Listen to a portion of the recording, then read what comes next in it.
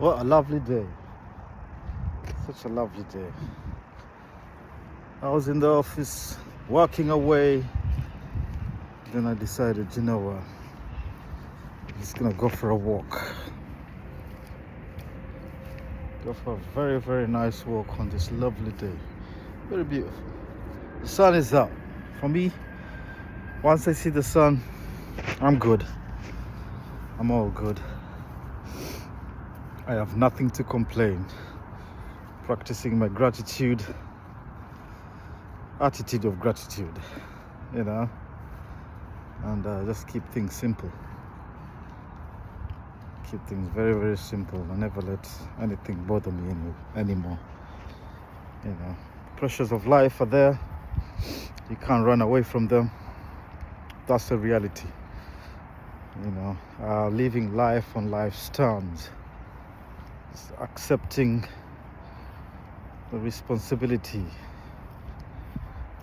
Oh dear, the sun's been blocked by some clouds, but it's all good.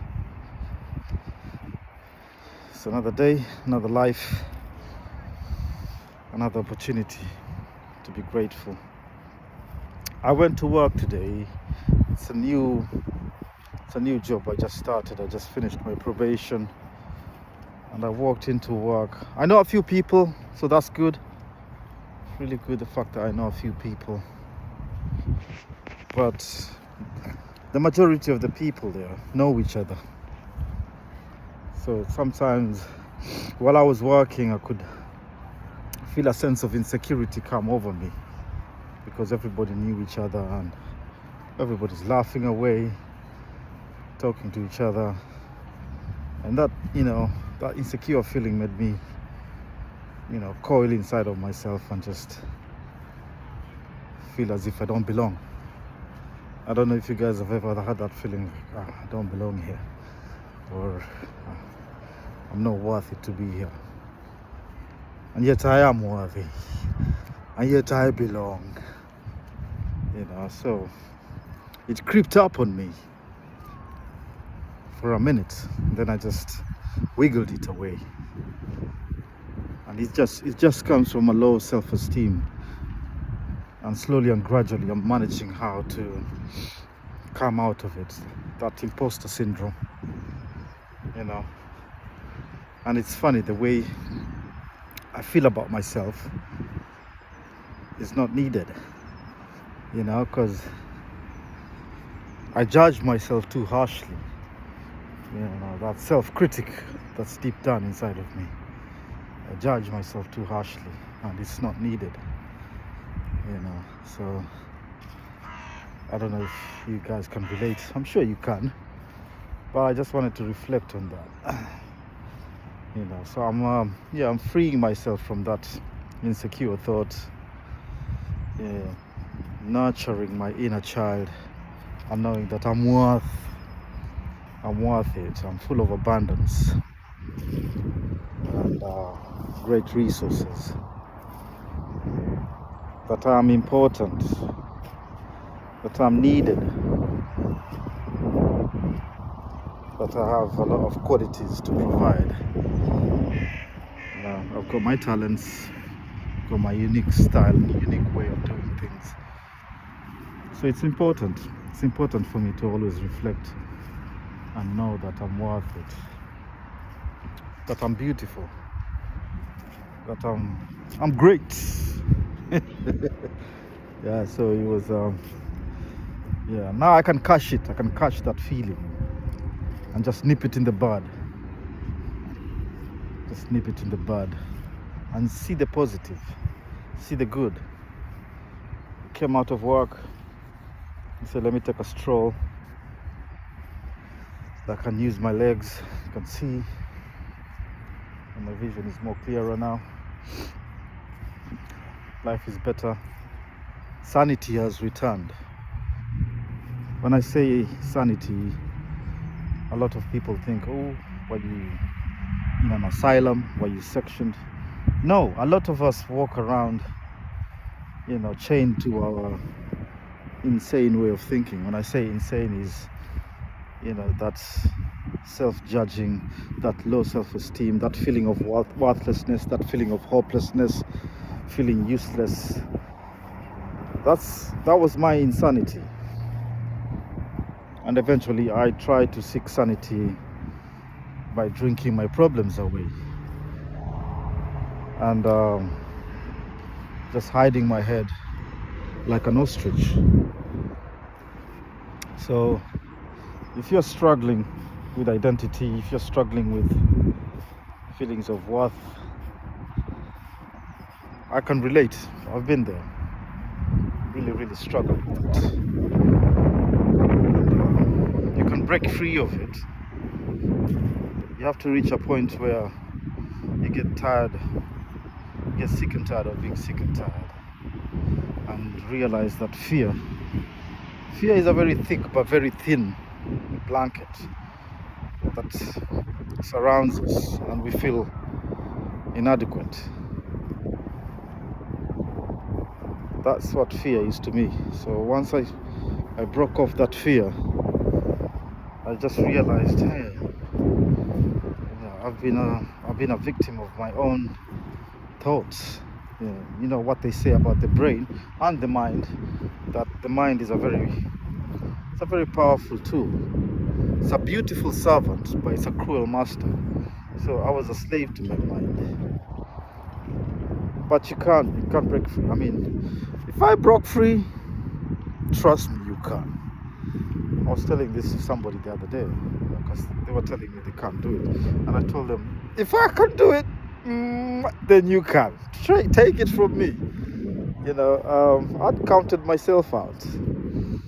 I was planning my exit out of this existence.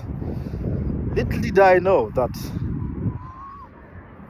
what I was going through was my inner self was yearning to be free of the chains.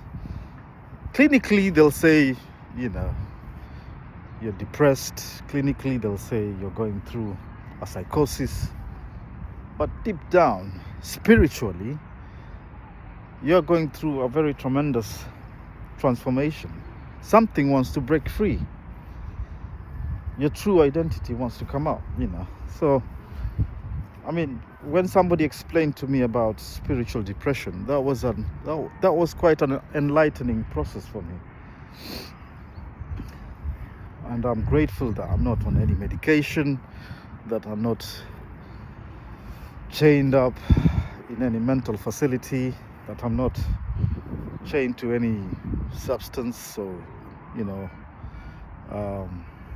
chained into any way of thinking, that I'm free.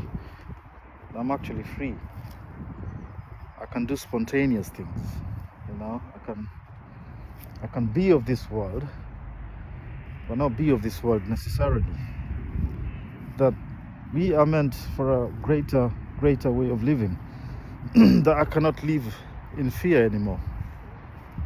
I used to live in fear and dread.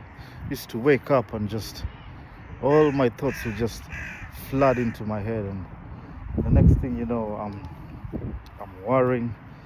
I'm crippled mentally. I can't move. I can't do anything. And the next thing you know is I'm looking for how I'm going to get my next drink. It started gradually. Next thing you know, I can't leave my house. Turned down everybody, closed all the curtains, and just locked myself in the house. Didn't answer my calls. I had the mental health team trying to help me. I couldn't do it. But when somebody told me about spiritual depression, that your spirit can be so depressed, and that's why you feel suicidal, that's why you feel hopeless, that's why you feel not real at all. So I slowly started to realize that once you heal your spirit, then everything else falls into place. Everything else slowly and gradually starts to fall into place. And so that's what I did. I started to reaching out. I started to reach out, and people started to show me and I started to learn. So it is possible. It is possible. For anybody who's struggling with their mental health, for anybody who's struggling with depression, for anybody who's struggling with substance misuse, for anybody who's struggling with feeling chained, I know it's possible. I know it's possible. And nobody told me this is the way or that's the way. No, that's not the way it happened. How it happened is I became willing to be helped. People showed me their version of what helped them, what inspired them. I took bits and pieces here and there, and eventually I came up with my own version of doing things. But it required a lot of action. When I say action, it meant I started gradually doing simple things like brushing my teeth, waking up, having a shower, reaching out to people, especially strangers, talking to them, people who were willing to be vulnerable. They didn't have any masks on, they didn't pretend to be somebody who they're not. So it was very altruistic, very spiritual. Then, you warm up to their stories because they're coming from a very genuine place. So slowly and gradually, I started to relate to that, identify with that, and be inspired. So you will find your inspiration. You'll tap into your resources and you'll start to see yourself change. Take it from me, I'm telling you. I know you don't know me and I don't know you, but as time goes by, I don't know, I'll start reaching out to other people who actually helped me, so you can get the real bigger picture of what was going on. So it does work, it does happen. Freedom is real, freedom is possible, and I'm a testament to that. There's that God idea, that God concept in all of us, that if we tap into it, then the rest is history. The rest is definitely history. My shoes are full of mud, but I am a human being who's made of mud. From mud we come, from mud we return. Don't bother. And I just wanted to share that. It is a beautiful day. I can see the birds, see the trees. Hopefully winter is subsiding. We're gonna start receiving better weather. But it is possible. It is possible to come from a dark place and transform and end up in a better place. I had to practice a lot of vulnerability. And slowly and gradually, faith in life started to come back. One thing I know is when you're really, really in need, you want help, the right people will start showing up. It's in the universe, it's in us. I mean, it's very, very silly of me to think that we are just a 1, 2, 3 dimensional kind of creature. It's very silly of me to think that we only have, 5 instincts. We have more than 5 instincts as human beings. I mean, think about mothers with that maternal instinct, that gut instinct, that female intuition. That's higher intelligence, and that's what I'm on the journey to achieve. That emotional growth, emotional intelligence that overrides what's going on a 2-dimensional plane. There's so much power out there to be tapped into, and I can't wait to start opening up my portal so I can tap into this power, this God power. When it comes to God, we understand God in different ways, so it just depends with your version of how you understand God. But once you start tapping into that God consciousness, you start realizing, I've started to realize I was limiting myself to a lot of things, and I had a tunnel vision. Just had a tunnel vision of just waking up, going to work, and just being familiar with that kind of way of living. Anyway, that's my 2 cents. I've had an amazing walk. Now back to work and being a worker among workers. Take care.